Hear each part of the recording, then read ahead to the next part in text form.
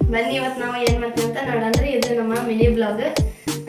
ಇವತ್ತು ನಾವು ಏನು ಸ್ಪೆಷಲ್ ಮಿನಿ ಬ್ಲಾಗ್ ಮಾಡಾಕ್ತೀವಿ ನೋಡಂದ್ರಿ.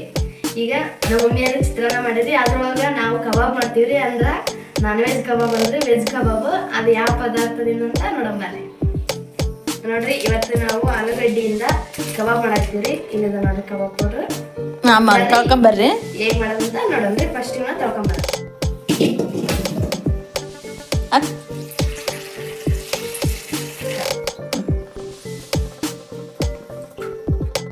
ಮ್ಯಾಗಿನ ಸಿಪ್ಪಿ ಎಲ್ಲ ತೆಗೆನ್ರಿ.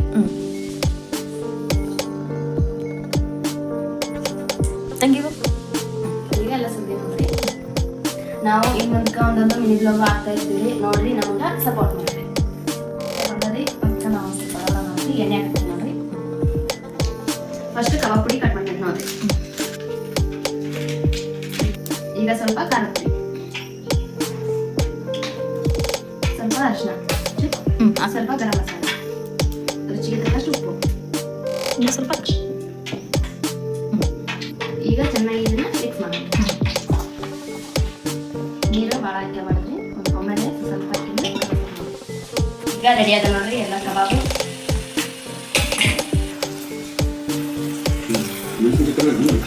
ಮೆಣಸಿನ್ಕಾಯಿ ಬೆಣ್ಣೆ ಹಿಂಡಿಕ್ಯಾಂದ ಒಳ್ಳೆ ಚಿತ್ರ ಸೂಪರ್.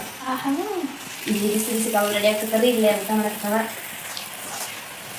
ಎಲ್ಲ ಸೂಪರ್ ಸೂಪರ್ ಊಟ.